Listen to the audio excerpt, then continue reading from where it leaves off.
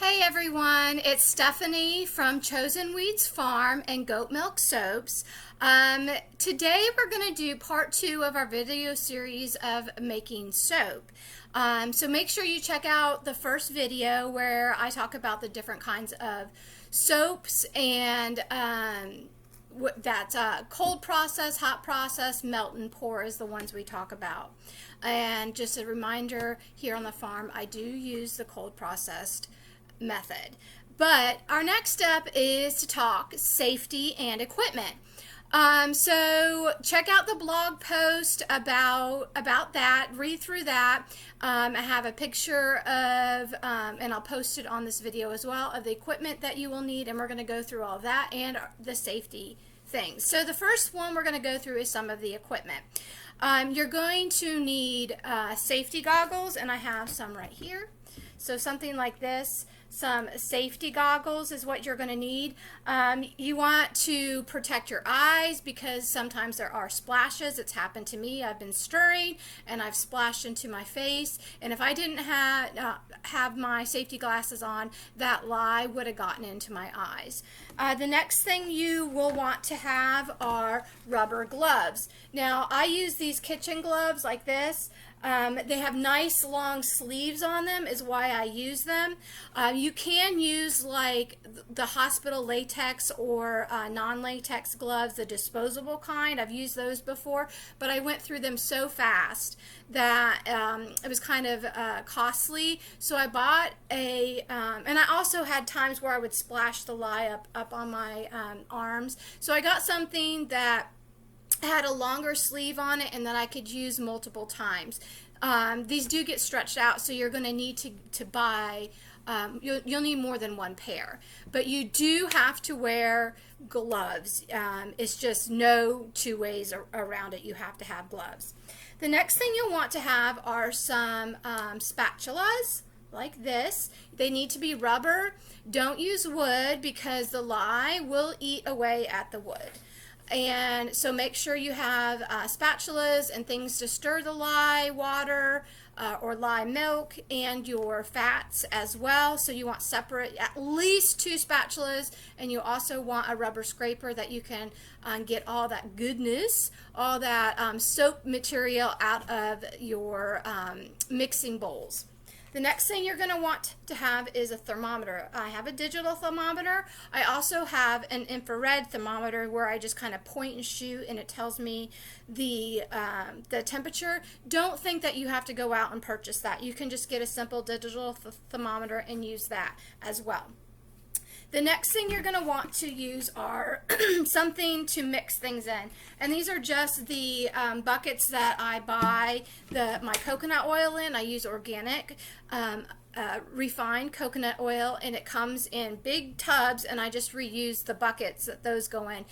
I really suggest you use plastic or glass, and make sure that glass is heat resistant, and make sure that plastic is a heavy-duty plastic. Lye is caustic and it will eat through things, and never ever use aluminum. Aluminum and lye is a deadly combination. It can set off deadly fumes, so make sure you're not using aluminum. You can use stainless steel, but a lot of times manufacturers mix a little bit of aluminum into the stainless steel for cost-effective reasons. And so you want to make sure that it's entirely stainless steel, but also be aware that it can heat up and that can get hot, because as the lye mixes with the water or the milk or whatever liquid you're using, it will heat up. So be aware of that. So those are the things that I use. The last thing you're going to need is something to put your soap in so that it can be in a mold. Now I use silicone molds that I bought specifically for soap making, but don't feel like you have to go out and do that. You can use old Pringles cans that you line with parchment paper. You can also use containers like these. I bought some almond milk or coconut milk, and you can use these cardboard containers, and once the soap is set, all you do is rip it off and then you can cut your soap. So these are kind of sustainable and reusable, so that's a good idea to use those too. All right, so you know the equipment that you will need. You also don't forget you need lye, you need oils, and fats, and those specifically, when I give you guys a recipe, a super simple recipe, I'll let you know what oils and fats you need and where to buy some lye. So let's talk about, and then also you need to have you need your goat milk. Whether you get that from me or you go buy pasteurized goat milk or canned goat milk or powdered goat milk, you do need that. All right, so let's talk safety. And like I said, the first thing is you need to wear proper safety gear. So remember the safety goggles that are glasses that you will need. You need I advise long sleeves, pants. Don't go barefoot in your kitchen or wherever you're making soap. So make sure that you have all of your skin covered, because if the lye does get on your skin, it will burn. And it's happened to me. It's happened to all soap makers. It's gotten on their skin and it's burned. And if it does that, you do need to run it under water for about 15 minutes to get that off. Then if you get it in your eyes that you need to flush that with water, make sure you go see a doctor. Hopefully that never happens. It shouldn't happen if you have your safety goggles on. The next thing that we need to talk about is good ventilation.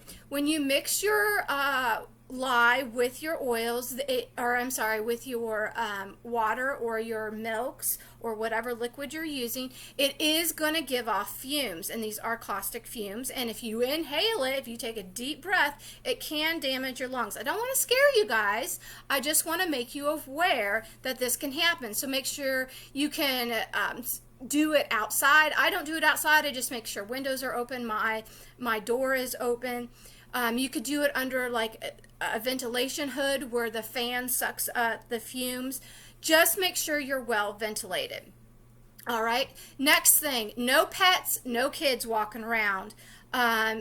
You don't want to accidentally splash a little bit of lye or accidentally spill stuff on the floor, and then your pet walks through it, or your barefooted child walks through it, and then you got burns on the paws of your pet, on the bottoms of your kids' feet. So make sure you do this at a time where you're not distracted, the pets are put away, the kids are at grandma's house, they're in bed, they're at school, sometime where you have your full attention on the soap. You're going to need to have full attention, no distractions whatsoever. You can't start making soap and then take a break in the middle. The whole thing, you have to continue through the whole process until you pour it into the mold. Okay, so no distractions.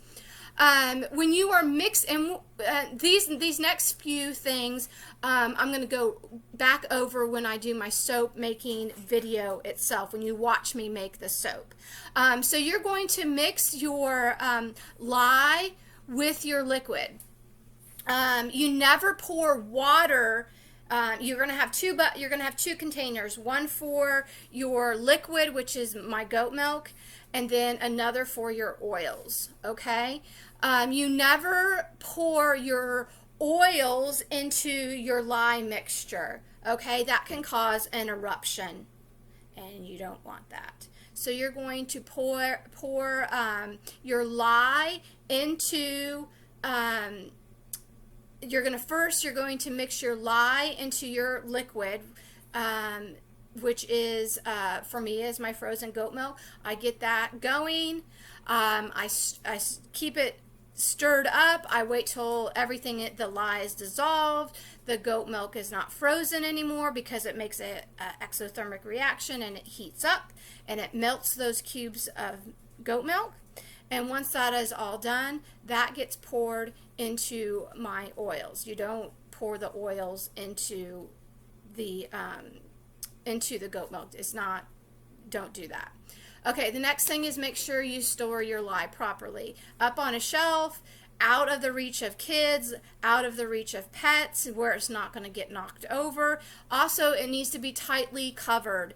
Any moisture or humidity, which we know here in Southeast Texas is an issue, is going to start a reaction with the lye. So you want to make sure that you have stored that properly. And excuse me as I go down my list of things.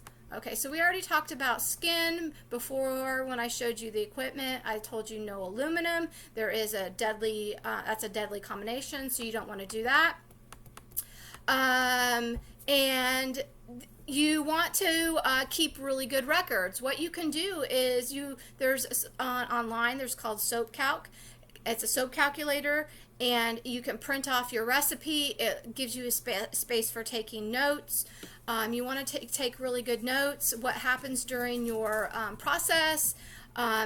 If something went wrong, you want to be able to know what you did wrong. So so go ahead and keep really good records. Okay, guys, that's about it. And once again, we're going to go over all of this stuff as we go through making the soap itself. But make sure you watch this video a couple times so that you feel well prepared and well informed of what actually you need to be aware of before you start making soap, okay? You need to have all your stuff together, laid out.